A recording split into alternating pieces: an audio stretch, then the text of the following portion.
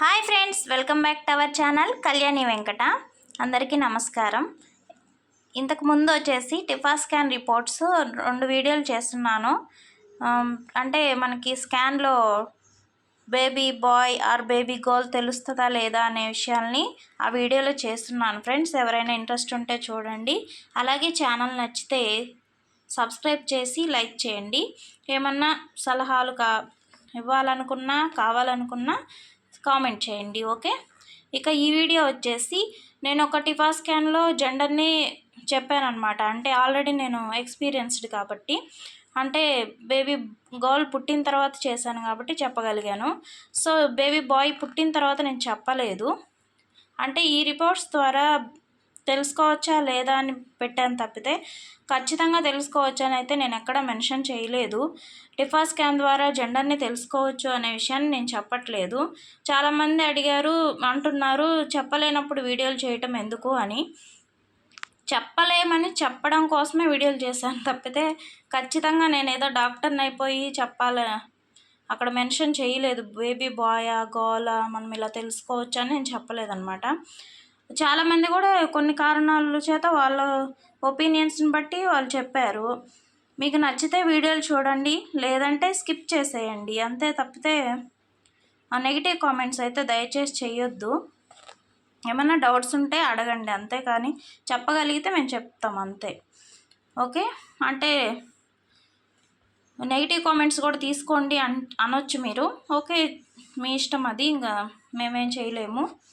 So కొన్ని ఉంటాయి కదా, కొన్ని పర్టికులర్ మెన్షన్ ఉంటుంది. దాని ద్వారా ఏమన్నా టిఫా స్కాన్ ద్వారా తెలుసుకోవచ్చు జెండర్ని అనేది చూద్దాము. ఇక్కడ 2 రిపోర్ట్లను బట్టి కూడా మనము చూస్తే కొంచెం చేంజెస్ అయితే ఉన్నాయి. బట్ అవి అందరికీ ఉండాలని అయితే లేదు. చాలామందికి కొంచెం వేరుగా ఉంటాయి. ఉన్నాయి కదా, ఇవన్నీ కూడా నార్మల్గానే ఉంటాయి ప్రతి బేబీకి, అది గర్ల్ అయినా బేబీ బాయ్ అయినా. సో ఇక్కడ ఏమంటే మనం జెండర్ని తెలుసుకోవాలి అంటే పర్టికులర్ పీరియడ్, అంటే ఇక్కడ ప్లెజెంట్ దీని ద్వారా ఏమన్నా సర్వే ఉంది కదా, అక్కడ ఏమన్నా చెప్తారా అనేసి. ఇక్కడ బీపీ ఇది ఉంది కదా 150 BPM అనేసి, ఫెటల్ హార్ట్ బీట్ వచ్చేసి ఆ టైంకి అది ఉండొచ్చు, నెక్స్ట్ పెరగొచ్చు తగ్గొచ్చు అని చెప్తున్నారు అనమాట. సో అలా ఇంకా 9 months వస్తే వెంటనే డెలివరీ అయితే బేబీ బాయ్ అని, లేట్ అయితే గర్ల్ అని చెప్తారు. చాలామందిలో కూడా అది జరిగింది, బట్ అది కరెక్ట్ కాదని అంటున్నారనమాట. సో ఇదంది. ఇక్కడ pleasant of ఫండల్ and is of great zero maturity ఉంది. అదే గర్ల్ స్కాన్లో వచ్చేసి 1 మెచ్యూరిటీ అట్లా ఉందన్నమాట. చూడండి, సర్విక్స్ లెంత్ 3.8 centimeters అనమాట. అంటే ఈ రిపోర్ట్ వచ్చేసి బేబీ బాయ్ది అనమాట. ఇక్కడ ఎక్కడైనా కూడా మనం గమనిస్తే ఎక్కడ చెప్పలేమనే తెలుస్తుంది. ఇవి వచ్చేసి బ్లాడరు.